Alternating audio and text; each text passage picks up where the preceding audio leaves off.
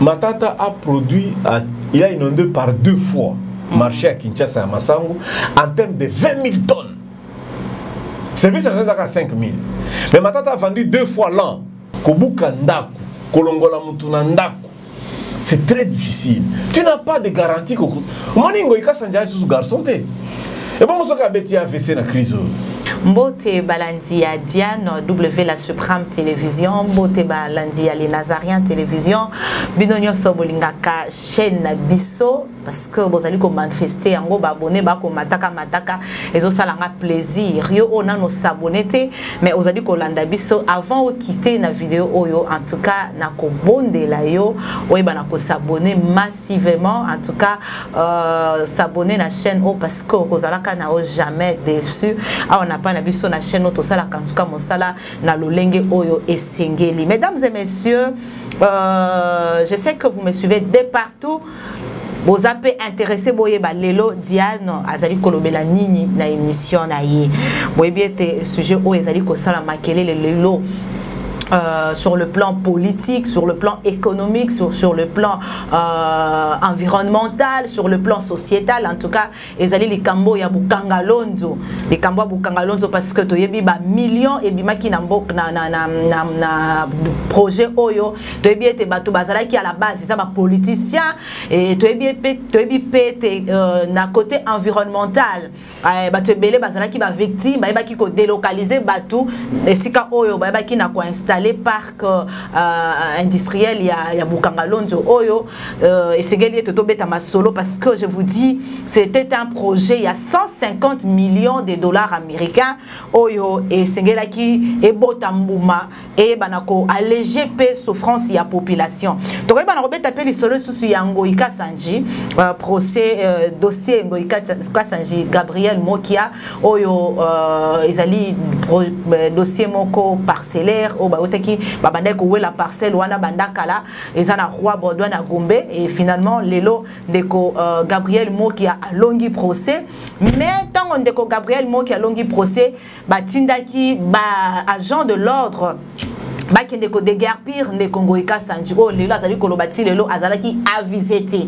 et si maintenant peut to mona ki mwana na ye Christelle Ngoika Sanji honorable député provincial ayebaki na koloba makambo moko oyo ayebaki na ko CPD sa batoté ayebaki na ko insulter première dame ayebaki na koloba ki papa na ya zana minduki na ndaku bazan bako sala bango lo côté Félix Tim Tavza président ya liboso na mboka oyo je crois que mamuna sala bolandi on na suko beta lisolo ya audio ya Lambert Mende boyebi audio na pesala ki makelele mikolo to lekawa na bongo nazali ko yambela bino ndeko Barnabé Oyo boningaka mingi aleka kia wala fois passé tozala ba feedback tona ba réaction bo sepeli azonga lisusu parce que alobaka bien hein moto so alobaka na bien sengeli to reconnaître ezana ngoma bete o journaliste wana zo ndima invité na lobaka bien oui yo peso ko leki na émission na biso olobaka malamu parce que biso to inviter bato balobaka makambo ya pamba te ceux qui to invité awa c'est que ozali ko intéresser public o biso tozali ko respecter pe bango pe bazali ko respecter yo donc yango tozali ko inviter Ndeko Barnabé aza déjà na biso na plateau mbote na yo Ndeko Barnabé. Merci beaucoup Maman Diane. Boye malam. Tikanzamba pambola. Bien vêtu, bien coiffé, ezaki ni influence kaka trafic à télévision. Voilà. Il faut respecter ba auditeur. Tu kan appeler cet exemple bi na mboka lokola Burundi. Okokota na bureau te sokola ti cravate te. Burundi, Bujumbura. Donc, tenue officielle, les alaka bleu foncé, ton noir, la cravate. Et puis, il faut la soit chemise à bleu, soit chemise à pembe. Ce qu'on a dit, bon côté, na Bujumbura au côté. Excellence, Penza. C'est l'administration. Belgique. Belgique a sa richesse, mais Belgique a sa administration Union européenne. Ma Belgique n'est pas côté de rigueur na kati administration. Moni chaque mboka za ba identité na bango, ba West Africain ba la ba bubu. Talarayo betisco liputa en tout cas pas na biso ya tolinga mingi moi mon crava parce qu'il y a un tenu musala na ngande yango na eza politique donc bani ba banda eloko ya tenue des villes à l'époque je me rappelle tant au kanya mazalaki o motonyo sa okota gombe sengeli azala na tenue de vie pour to pese exemple ya Bujumbura awa ke bango en tout cas faut ala bien vêtu ala en cravate ezali ba tenue na bango ya respect ya limemia likambo wana meka osala mbutu na mboka na biso Congo je crois que ça se rappeler na ouais je me souviens ça la masque moni balobi lelo soko za na masque te o kota mutuka te soko za na masque te o kota bureau te mais balobaka boye biso ba coach sur ba boye soko bino ba coach ngana coach je suis coach senior dans un cabinet à coaching non dans un cabinet à coaching sur les performances des leaders liées sur les résultats et le développement durable c'est-à-dire eliki ko loba boye soko moni ki ozana domaine moko lingo yo kolangomba ongo koma leader mais ozana ba tante ya kokende obetaka ba 15 ans à université okoye pa na 3 semaines 1 mois coaching a bien ya ko sakana te ndenge na ko beta coaching je crois que Alain Kiakala Alain Kiakala qui déjà donc noki bonga makarolo qui perdre ba dollar na université ba président lokola Ouattara bazala ka coacher Kagame bazala ba président ebele en principe bazala ba pe Fatie Viteni Joseph Kabila pe azala coacher ouais bazala ba président ebele nzamba sunga bango bakota bokonzi bazala ka président ba diplôme makasi te yami ba le ba président ebele ba maîtriser ka domaine non politique regarde par exemple le gouvernement est de 65 le Kouta Mabé, tu ne peux pas dire que non, tu maîtrises l'environnement, tu maîtrises l'agriculture, tu maîtrises la recherche scientifique. Mais ce que tu es obligé à comprendre dans chaque domaine. Exact. Alors, les gens ont un conseil et une stratégie. Et donc, j'étais en train de dire que ce que l'ingaka, Moussala Oyo Salaka, au la peine et l'ambanango. Kobe Brown, basketteur au Tikokufa Awa. Il y a lobby, même solo et ballon et basket à ce pélaganango. Et là, il y a l'autre qui est là, il y a Ketchuan, on met le terrain, il y a ce pélaganango. Je me souviens, je vous montre dans le trésor Mputu, Mabi, je salue, il y a Mazembe. Et c'est quand on logé dans l'hôtel, maintenant il fallait tout bima. Depuis que tu vends un trésor à la training. Mais là, il continue à chambre à la kilote. Gane bi oh. Yo so banga ngungite nengeni ni tour. Yo nengeni ni yo la kilote abi ah obi ke so na ti pantalon batu ba ba ngati. Musala na ngai za ko beta bale batu ba binga en kilote. Lionel Messi, au moins en kilote. Tenu à référence na ye. Voilà, donc ils sont politiciens pe. Mais bino ba politicien bola ta ba veste mingi mais balobi boza ba koulou na cravate, bola ba trafic na ba tenue ba veste mais mambo salaka mingi ressembla bino te hein. Non, vous avez raison parce que mboka oyo côté politique est tonga mananouti.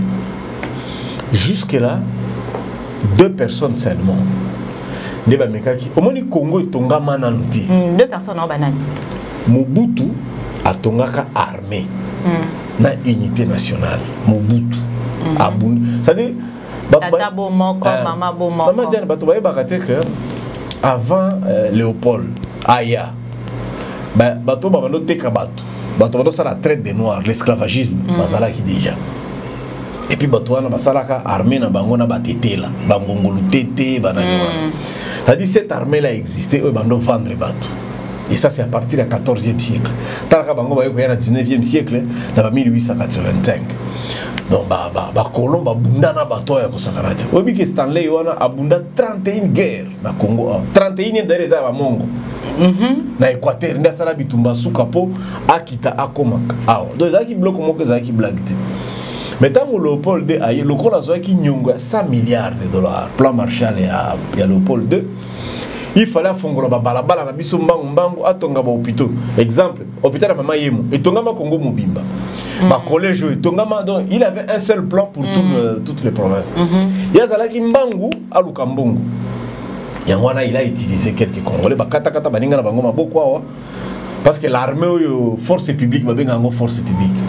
Imagine-toi aujourd'hui conférence de Berlin juin-juillet 1885, le 30 octobre 1885, Léopold II ordonnance à Liboso à Sala, il a créé la force publique armée. Parce qu'on dit l'État fait la guerre et la guerre fait l'État. Et la sali armée n'est tonga administration nabiso. Tout était autour de l'armée. Mais Léopold a tongé nabiso mboka te dans le sens que biso peto vanda mboka. Ozara ki kop nae et si kazo ko zo ba nivea ba cacao ba biloko nae. Ba minéré nae. Herba belge pe baye même continuité guka ka copier ba sala eloko te. Banoko. Alors, Herba Lumumba siko ba bundi, bazwa indépendance, ba ke Belgique, ba tika ki ba secteur mosusu, ba bundé kaka indépendance, topema. Et c'était mal parce que biso to yemba. Non, balo bazala précoce hein. Non, c'est pas ça. C'était seulement conçu dans le sens que non, l'ipanda to sala li susute. OK. Bon, natanga ba bête ba ndo sala na fimbu. Ba bête ndo sali. Motorokola Mukongo amatriaka, vous comprenez? Moi na ya mama. Pour kufungola chemin de fer, abula matali, abuka mabanga na nzela, à côté de Melango, mais Mundela utilisait le fouet. Ce qui fait que ba Congolais musala ekota na logique ya fimbu. Yangwana biso to sala rati, ba Congolais ba sala rati. On n'aime pas. Tringa musala te. Yango to bina indépendance tchatchelingi ko ba to bandisi ko feti na feti. Yango tilelo ba bozo ko sala ka fete na ba veste na bino na ba cravate na bino. C'est vraiment un problème. Bozo sala ka ba fete. To sensibiliser ka te. Souci à population to négocier ka économie te. Tika au monde en 1960 ba siège à entreprise c'est ça qui la Belgique. Ba régie des eaux, ba Gécamine, biloko nyonso. Même Jolino Makelele, il a travaillé dans Gécamine comme administrateur, il était basé en Belgique. On n'a pas négocié le rapatriement des capitaux dans les titres immobiliers nyonso, on n'a pas négocié. Même sur le plan culturel, ba biloko ça ébélé. Mais tant que Mobutu a commis, n'a rappelé loko mususu, Lundula azalaka sergent. Ndem to azalaka le premier commandant ya armée na biso. Lundula. Il y a un opérateur à Foni. Au moment où les Belges ont accueilli après 75 ans, Batikeli Mboka, opérateur à Foni. Mobutu a côté en armée en 49. 56, Balobi, il est discipliné, il est propre. Batindi est état-major. Mobutu était comptable. Basala est chef d'état-major. Rédacteur.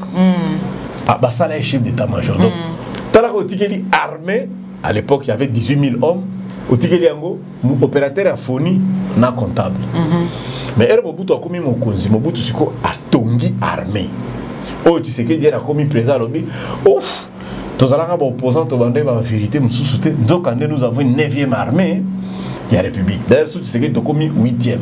Nous sommes bien structurés de ce 8e, mais il est là, côté sécuritaire. Non, nous allons koko kakate kolonga bitu. Alors, il y a Moutiami Balé. Oya mekaki un peu kotonga après Mobutu kosala eloko wana ezali nani Kabila. Joseph. Oui. Oh, asala yeni. Kabila a meki kopesa biso mboka.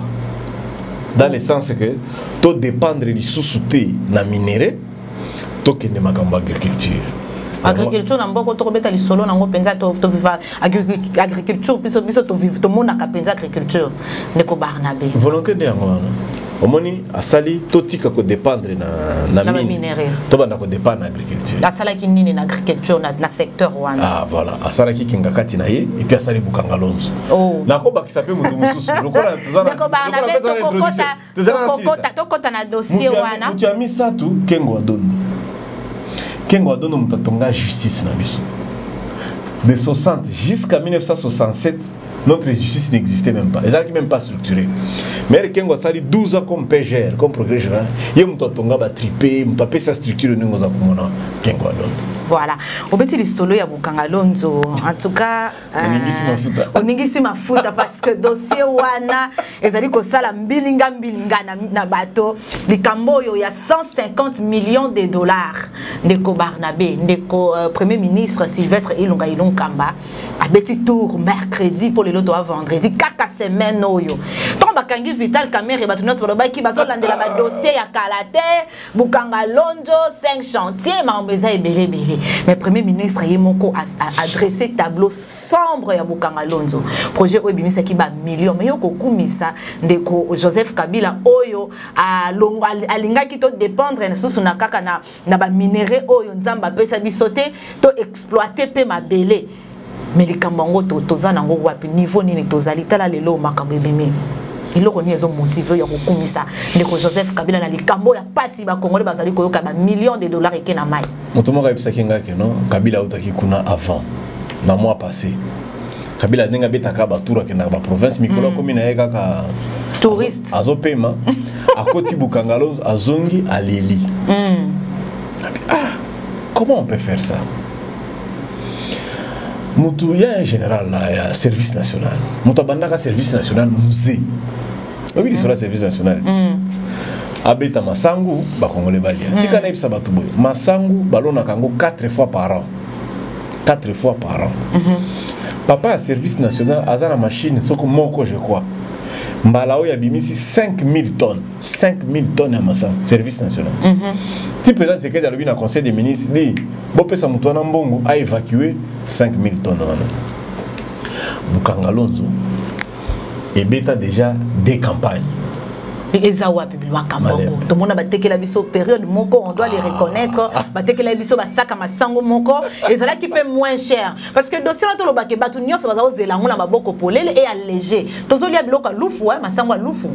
Alors, ceux qui Kabila basalaki basala eloko hein, parce que Kinshasa 15 millions d'habitants, donc comment il y a lufu. Lubumbashi ba comme il y a Zambie. Timukolo moko Zambie penza kanga frontière.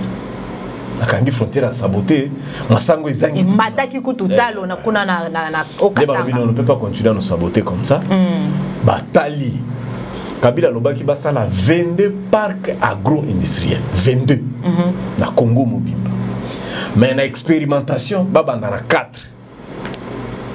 Bukangalonzo Daipen non Ruzizi Kasai moko il fallait basala na Kasai et puis moko il fallait batia na Katanga. OK Daipen ezaki na 4 ya 4 wana te. Non Daipen ezaka déjà na ministère déjà kala. Mais évidemment sous quantité ma babandela ko sala basoso ya Daipen abandaki pe ko tek.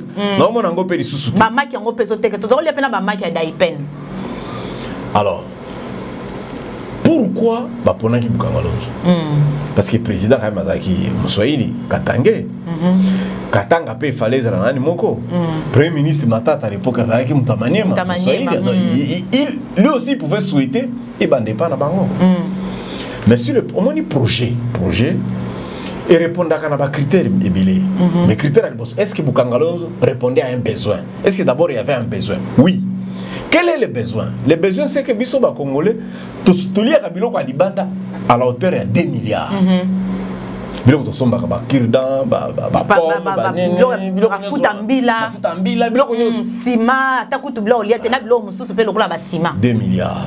Or ça on a 33 supermarchés nyoso ya ba mindele. Ba expatrié. C'est-à-dire ba tuana ba solola kana fake. Na bisa ka fake boye. Bino ba batuna biso to sala lobbying beaucoup.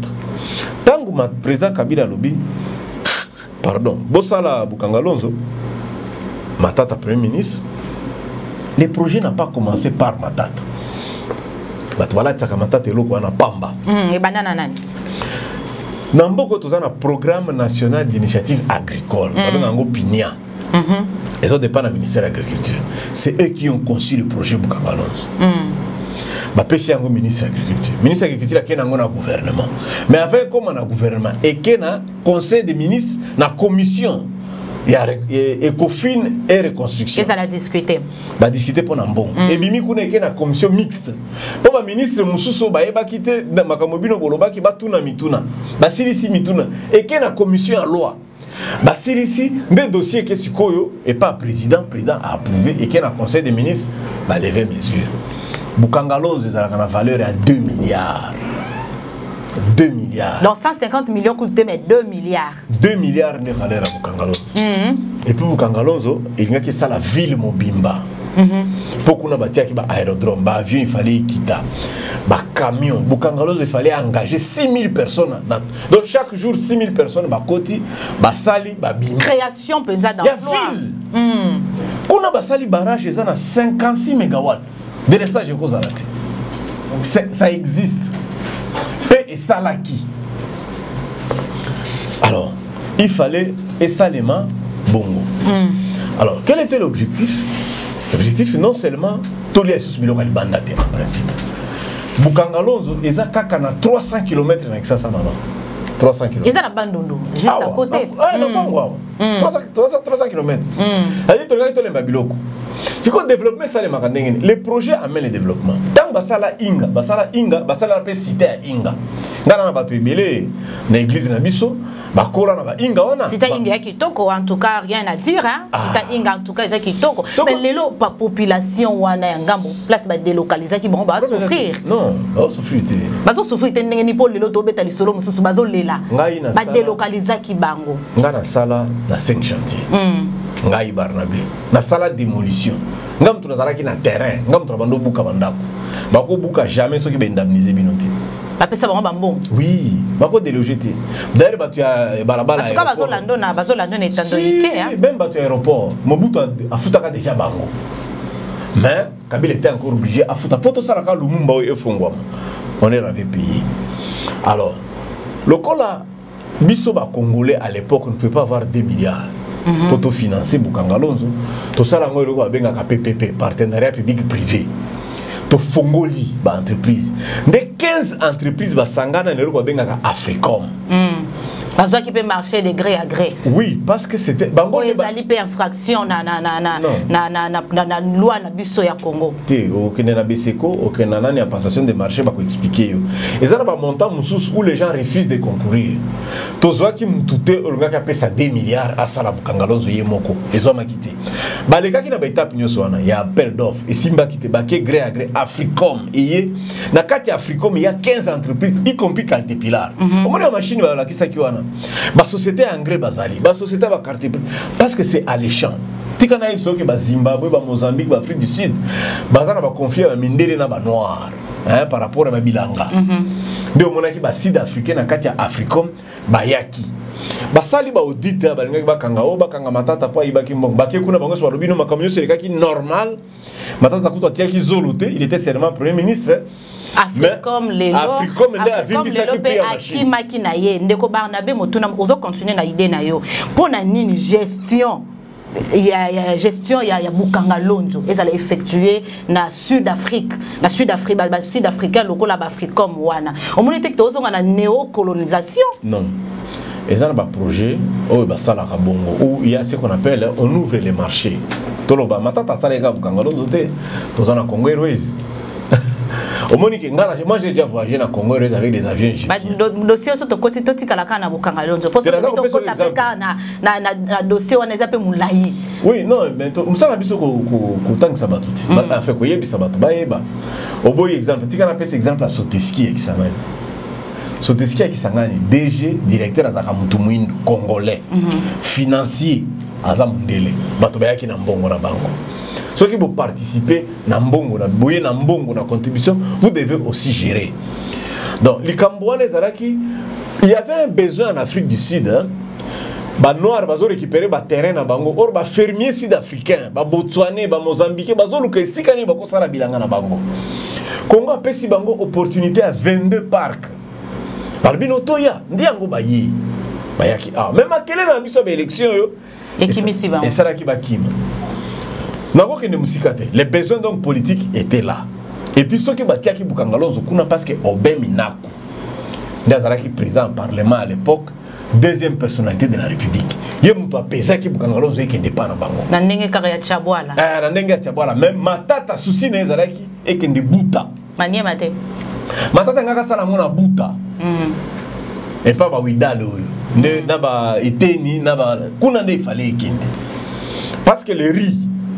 Maman, il y a une histoire à monde. Le riz est le produit le plus consommé du monde. Tout betango na buta.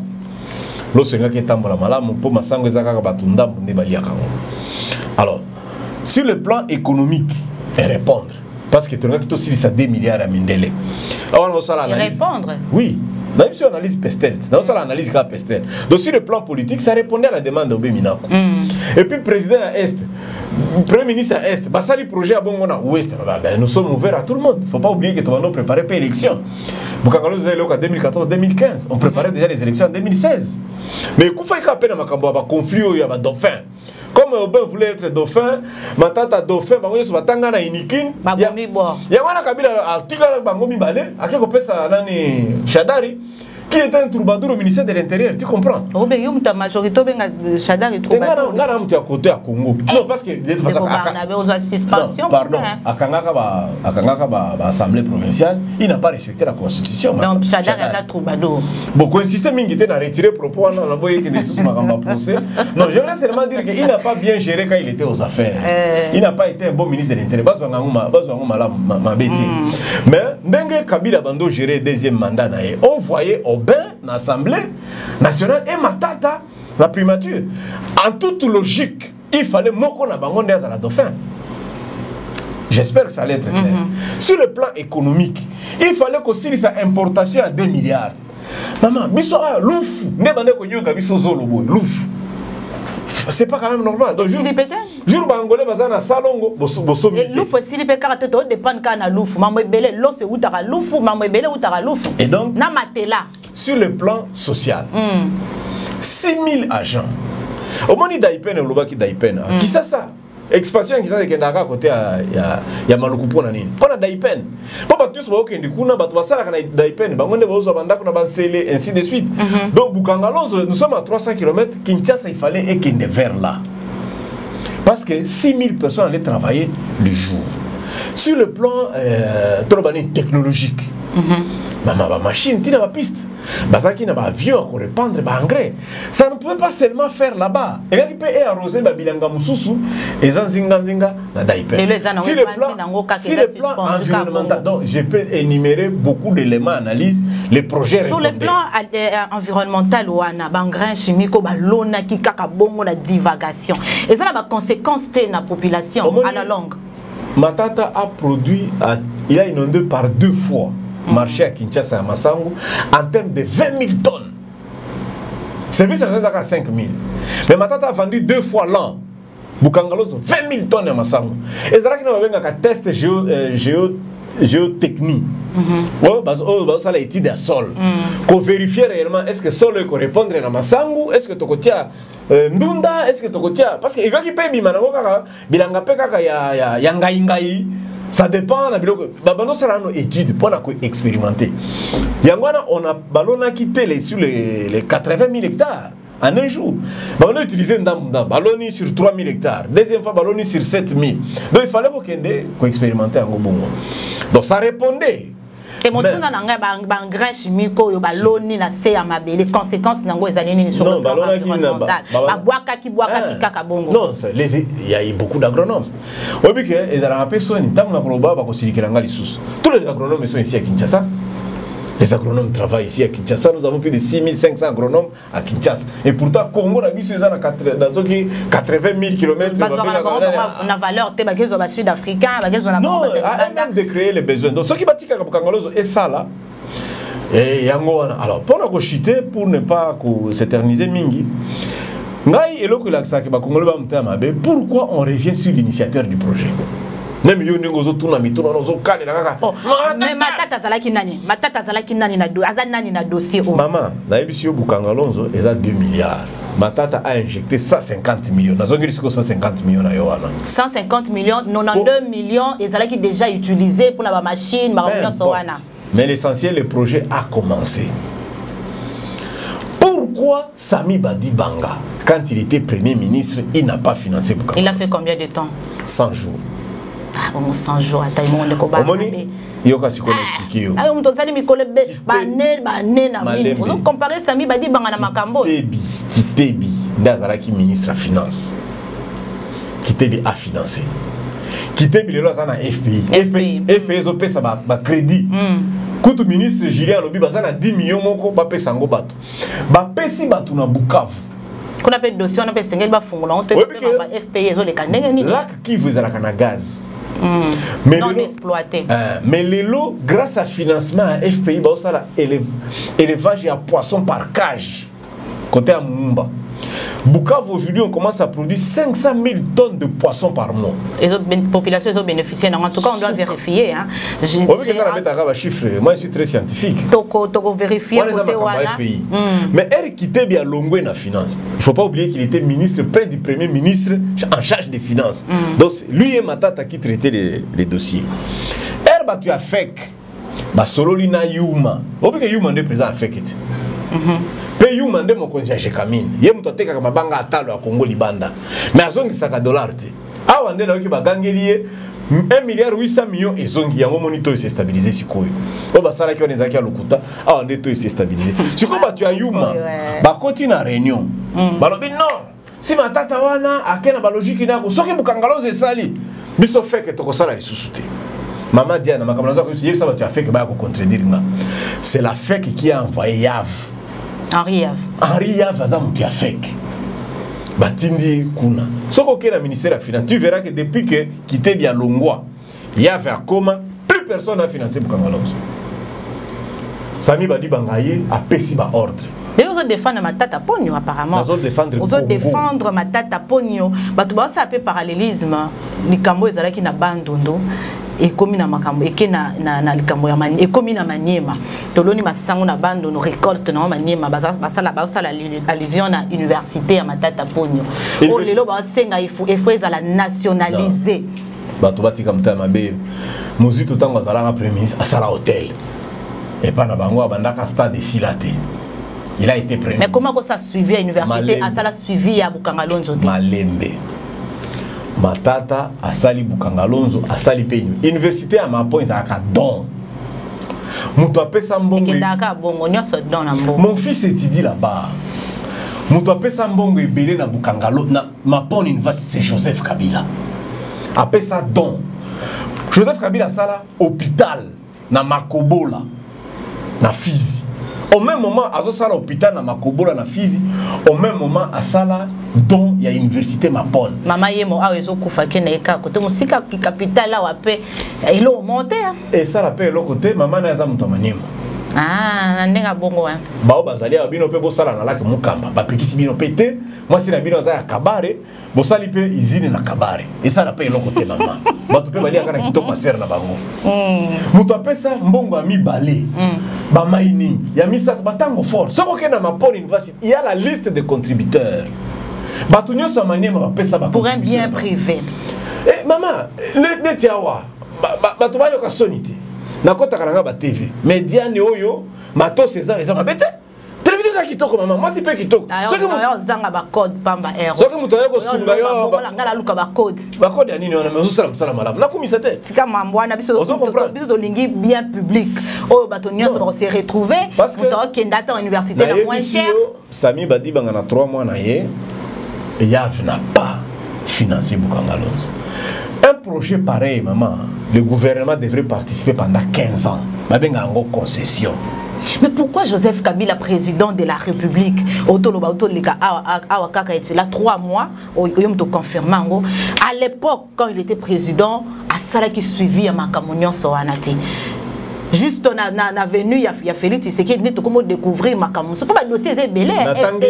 5 chantiers na binowana photo le total à ma passerelle Makamun c'est belé. Yondo la nga malamti. Toko takaka na ministère agriculture parce que matata chaque ministère sectoriel bando ko s'occuper na Makamun na bango. Premier ministre Auti Kunati, ilunga iluka mbano. Hollande atoni ministre agriculture. Ata pepe na ye. Mais pourquoi Bolal ici est l'eau quoi boye? Il n'y a pas de volonté, il n'y a pas d'amour. 9 tracteurs non utilisés. Il n'y a pas d'amour. Tikana Ibsa. Est-ce que le ministre va nous abandonner? Donc il y a une musicaté. N'engeni ni bino ba tu abandonnes tout.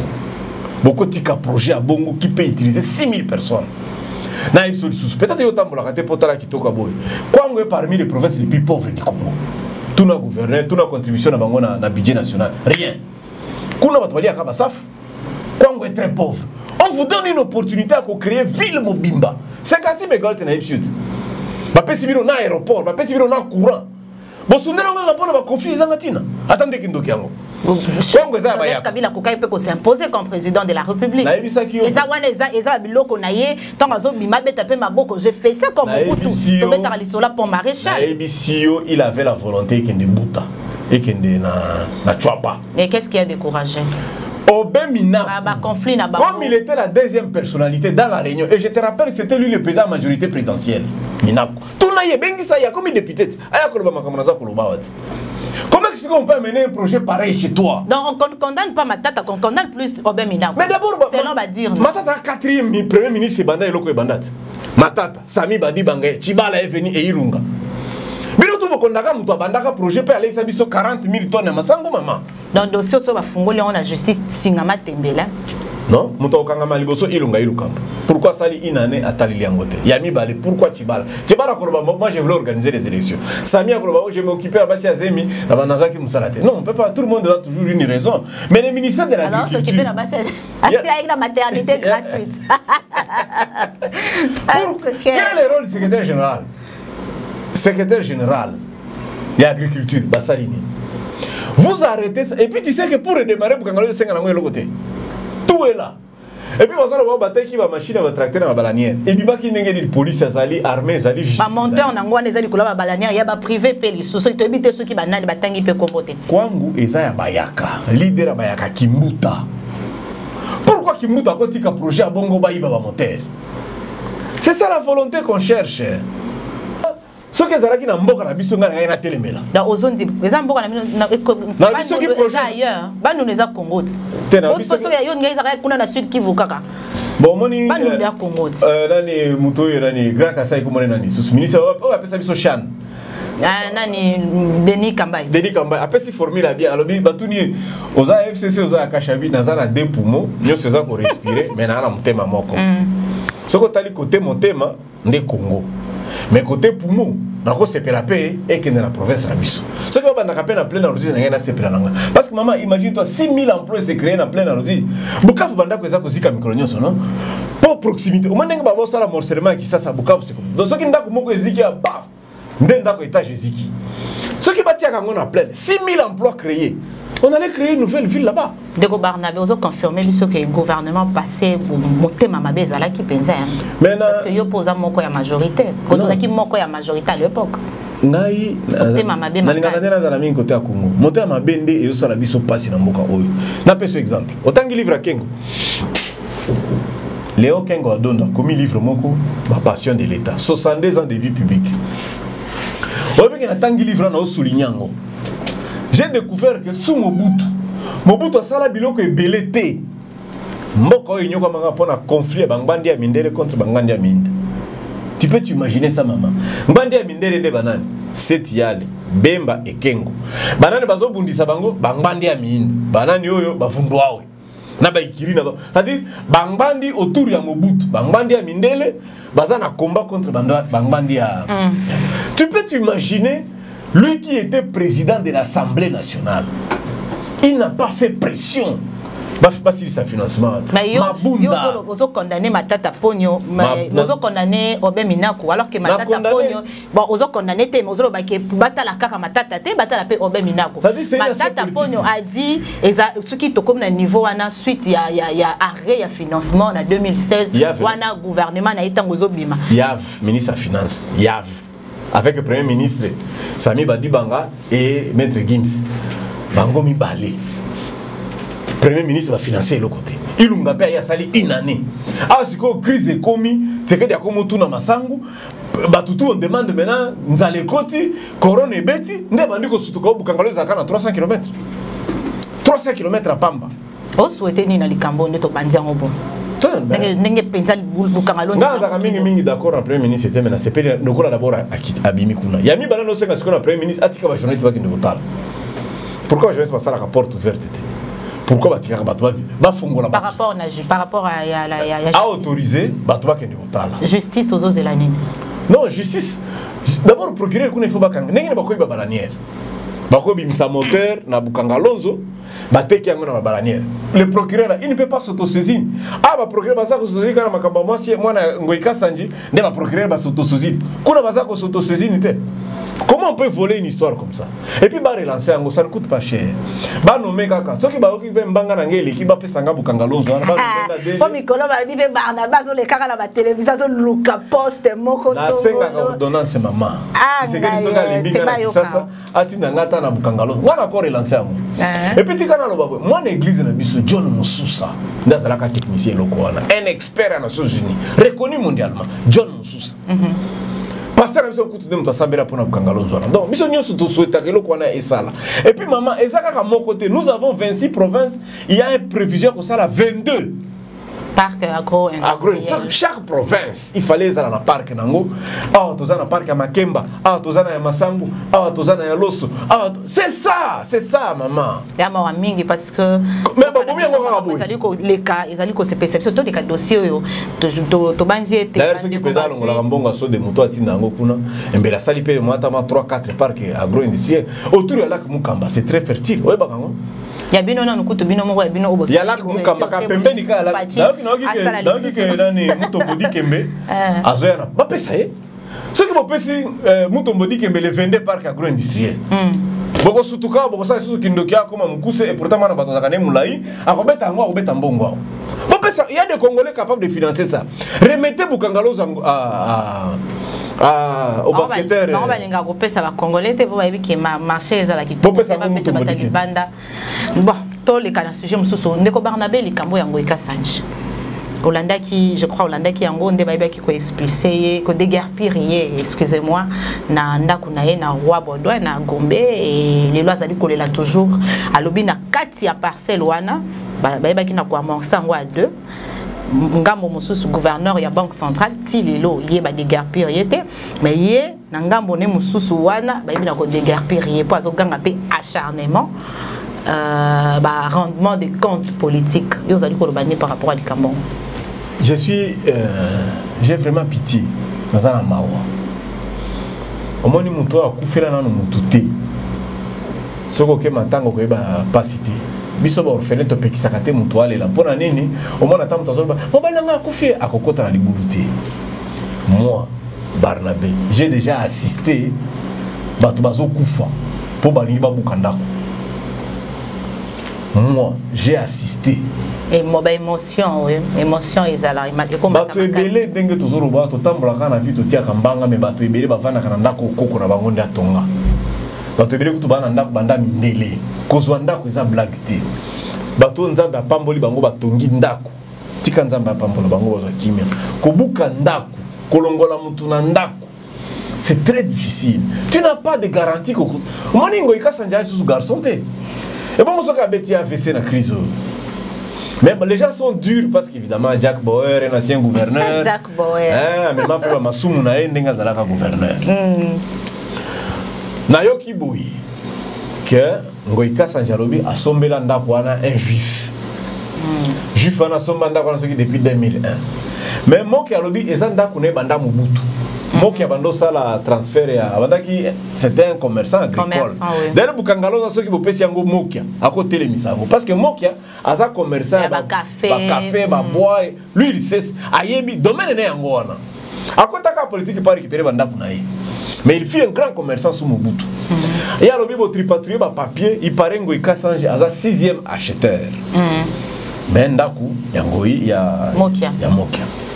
Batumsu balobi boyabité ezape ya mokia te mais ezana ba pouvoir en place nde bakoti kaka sima ba utiliser mokia mais bango basi basombi yango nde ba utiliser ko ba tanga président Fatina dossier o ndenge bazo ba président ndenge na yebi il dit une bonne éducation akosa la biloko wana te mais comment est-ce que pasi na ngai ezali mutu oya filmaki la dame la députée oya filmaki déguerpissement a pu filmer la députée Christelle. On passe pour un tout vivre dans le monde il y a Android. Non mais c'est un peu autre c'est un filmer mutu.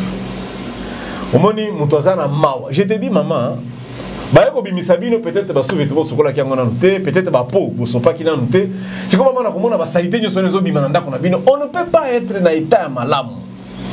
Moi je suis vraiment écœuré non qui passe comme on a que non bakangi Christelle pour afingaki na état wana mutunyo sakoki koloba makambo ya mabe soko batio na place na bango même yo koloba makambo ya mabe encourager non la CPI ba insulter première dame aloba biloba loba na ke bango basala ba arme na ndako Maman Denise alobi eloko te elle n'a rien dit pe atindaki mututé Maman Denise ba ça qui est indigné non. Non, c'est senti qu'il y a indigné à côté de la justice. D'accord, maman, mais Yemoko l'a concerné. Elle n'a rien dit. Maman Christelle, au moins il m'a cambo et procureur on a ça ya kokanga. Christelle aza paza soki na maza kuna mwana ngoika sanji. Promesa te ba kokanga ye. Oza ba si ba kangi ba kokanga ye promesa te. Obeki maman Christelle. Mais na lobi boye. Makambo wana. Soki maman Olive a kena plainte. Fils mukoko kotika na vie. Bon, ça la comparaison wana mingi pourquoi? Parce que bango ne ba ko ba spécialiste. Ceux qui à l'époque bo qui pas quitté. Est-ce que Denise peut sengeli a quitté? Yemoko afundité. Na lobi kaka boye. Ekoya ko fongwama awa bato ebele bakotika na banda kuté. Ne jouons pas à ça. Mais quand tu peux laisser aller n'importe qui pas ko finga na épée première. Il fallait maman Denise Yemoko afunda. Maman Denise afundité. Akokipe ko silika, akokipe ko yoka mabe na boité. Mais Aza maman, je connais cette dame là. Aza mouta mounene a ko silika te. Akokipe ko silika, mais ako funda te mwana ngoika sanji. Tomata to kita, Christelle n'a pas belle sœur nae. Boninga kapé ba yibisa bino makamususu te. Toi, tu vois, yo. Christelle Paloba qui en papa na aza noko. Baza ba non, yo Babali on a qui toko na yo comme si on a belle famille on venu funda baba. Mais eko peso accès à koloba n'importe quoi ata kutoza papa moko maman moko faut respecter. La libota. Moto o ndenge aza na niveau na ye. La libota batunyo so balingaka mwasi ya yate. Tout le monde n'est pas obligé à kolinga mwasi ya yaya. Donc Christelle aza jalouse na Denise. Aza makambo ya Denise parce qu'aza belle-sœur na ye. Ah. Christelle a Murumba et pas Tshisekedi. Maman Denise a belle-sœur na ye. A occupé ko finga ye. Toi ba bantu et ça la paye le côté. Batunyo so balinga ka mutuna ni ba. Denise ngwa za nani o to betaka lisolo a. O première dame ba ko finga Mexico. Est-ce que ko fingika bon vacation. Attends on passe avec qui première. D'ailleurs muto filma ki longue mona na kité. Muto filmer dans un fautif. Muto filma ki vidéo wana er maman wana za ko silika. Même yo ce qui to sala ba ko bengana yo kaka garantie no ezali ba bengani yo. Yo po ki ko silika maman. Et maman Denise a compris. Maman Denise a lui ne lo côté. Bato songi ka ne balingi ba côté na makambo wana. Yo wana komolo ba bengani gouverneur ba central te ba bengani nga. O mani ke justice pende sala makambo malamu te. Côté wana. Yo moko lobi ndenge ne bosimbi banque centrale te botiki bozuka ka ngai. Donc ça na ba rankini na bango akala. Mais maman Denise telle que je la connais, elle ne peut pas faire ça. Maman Denise n'est pas prête à commettre la communauté Kasaïna na mutu. Elle ne peut pas faire ça quand même. Tika toloba. Tika pe toloba. Hein? Beaucoup de frères appellent mutu bolo ba pété. Et puis qui vous dit que tout le monde doit aimer le monsieur Ndeko? Non, occupez koloba, c'est pas nango grave. C'est nango gravité. Mais ba tout de ba tout monsieur ngo mabe. Ngoika Sanjalobi azwa ki mukandate. C'est quand même une grande personnalité de ce pays. Azaki a visité. Ngoika Sanji, député provincial, député national, gouverneur. Sénateur, gouverneur honoraire. Ngoika Kabozi bakalisone bobaki libanda. Bokoto na yepete. Beaucoup bien gâté na téléphone. Mais les Camerounais en tout cas pourquoi les pêcheurs batinda kako déguerpir batu ba force de l'ordre au batinda ka singeli moi même yape singeli zalaka parce que nous bakanga ki Jean-Jacques Mamba awa Jean-Jacques Mamba député élu en fonction sans sous-vêtements. Na culotte. Sans sous-vêtements. En fait c'est plus les gens ici, c'est quoi ça? Donc parce que la bossa na kanda botindika ba petit avant ba beti bangi ba ma boki biloko. Non. Nous devons quand même respecter les gens. Mais tu moi évolution dans la justice, moi ma kamezali ko kini malamu. O ya lela ki mingi mo kazala ki akosa l'émission te saka alobela likamba lopango na ye. Mais lelo ba pesi lopango na ye. Mo ki a pe ayebi valeur ndako. Et moko aloba ki ça vaut de millions. Ayebi valeur. Obi ko tonga ndako eza blague te. Soki muto atongi ndako respecter ye. Respecter ye. Mais un député ne peut être arrêté que par un général. Ok, maman. Ceux qui balingi bakanga, kanga député, on ne peut même pas envoyer un colonel. Il faut envoyer un général parce qu'un député est élu au suffrage universel direct le même jour que le président. Moutoumouga kanga président, procureur général de la République. Et puis ce qui procureur général a signé mandat, c'est un général d'armée. Mais il faut que nous kanga président de la République. Bon, quand il est capitaine, était quand même un président. Non, ça ne se passe pas comme ça. Un peu de considération quand même. Mamba, botindeli ceux qui voient mon à tombolier boy. Botindi obo kangi boy. Respectons quand même les élus. Ce sont des élus. Oui, la forme. Ce sont quand même des élus. Et puis ils sont élus au suffrage universel direct. C'est-à-dire la population doit voter. Il faut respecter ça. Tout ça pour ma démocratie en haut. Ils ont qu'une vraiment l'amté. Même s'il fallait. Même état de droit en gros pour un dimangoté. État de droit en état de droit, ça veut dire la bonne éducation, le respect. Il y a que le colosa maman, il faut pas tomber dans ma putain. Non, on te dit par respect, le sac, vous êtes arrêté, balongoli carte, on te suit. Au côté de tout démarrer au pays. C'est comme ça que ça s'est fait. Est-ce que comme il va noir américain, Moutouassa le côté, Malamoko sont finis au Bomier? Non, ça ne se passe pas. Nous sommes quand même dans notre pays. Je te dis que c'est un ancien gouverneur, plus de 12 ans. Mais un ancien gouverneur, on doit se le dire, qui a aussi tenu de propos désolants en l'envers de la du président de la République. Baza bandeko. Toyebi nenge atloba makambo belé. Baza bandeko. Tika kaba fingana. Na campagne to fingana kakaka. Pourquoi encourager insulte? Pourquoi encourager la médiocrité? Il y a un cardinal Ambongo à côté de la politique. Biso la politique est la politique est malamu. La politique il y a des coups bas. Maman, politique est masano mabe babu maka. La politique babu maka bat. bafinganaka ndeto mona lelo pe babomana omoni musala politique ebele bato basisaka bato longo kuna bakufi président Mali aza pisiko est-ce que ça ne sengo pe ko sala politique lelo na mboka na biso soko bangi tikala kuna soko moni ki obangi biloko wana kokota politique te soko bonga lisusu ndeko bayana na be biso to kobongisa ngo atana makufi atana manduki to kobongisa mboka na kofingana kaka mama to kobongisa mboka oyo bato apota bandi kozonga ti au fait bato il faut bayeba que non si tu n'es pas prêt ne fais pas ça. Nous sommes arrivés à la fin, mesdames et messieurs. En tout cas, c'était un grand plaisir. Je crois que Bolandi, Lolengeni Ndeko Barnabé, Asili Koloba, Naïtandoike, par rapport à Bukangalonzo, puis après, point de vue, na Likambo Italie, déguerpissement, il y a Ndeko Ngoïka Sanji, le lot Ndeko Gabriel Mo, qui a zane sengo parce qu'a récupéré concession naïe, ndako naïe, ou à Komissa, ou à Zako Lukabandakala. Un mot de la fin. Bon, na Tikanzamba Pambolayo. Projet ezalaka na planification nango projet ezalaka na organisation nango pe projet ezalaka na période de c'est évaluation ba évaluer ka projet avant pendant et après Bukangalonzo elikaki na maboko bato ebele matata nde 4e premier ministre muto bandaki kaka pe toliaka masangu na ye 2 fois par an à la hauteur de 20 000 tonnes. Ba premier ministre Moussous Bayaki na cadre de continuité de l'état balandele loko wana tolingi tolia biloko na biso ya Congo bio tolia biloko ya moins cher awana mboka na biso. Voilà, c'est la fin. Merci beaucoup, c'était un grand plaisir. Merci à Alain qui était derrière la caméra, bébé mignon. Merci à tout le monde. Merci à mon grand frère Thomas Fouti qui était là pour nous assister. Merci à notre nouveau technicien qui le nom échappe. Et merci à vous aussi. Merci à mon invité. On se retrouve très prochainement. Je crois que tout côté de Manabiso, hein, Likambo et Kozala, tout côté de Barnabé, et ça, Okoya Sundene. Et Kozala la soukate na royamba on a lingi bossa la sous débat par rapport ya Bukangalonzo bossa la débat moko contradictoire yo na moto moko azali na ba idée moko ezali ko kutana na oya yo tepo bato mosusu pe bazali ko yamba yango ndenge yo lobite to yambela bango. Maman, en tout cas je suis prêt parce que bato bazo kanisa que non matata ngaka banda projet na pas bibisa mais atongi ba bureau gouvernement atongi regard modulaire atongi regard wana ya wana to kobeta lisolo wana o epesa ka son kende na Congo Brazzaville o mona to comme la souka. Mesdames et messieurs, au revoir, merci beaucoup.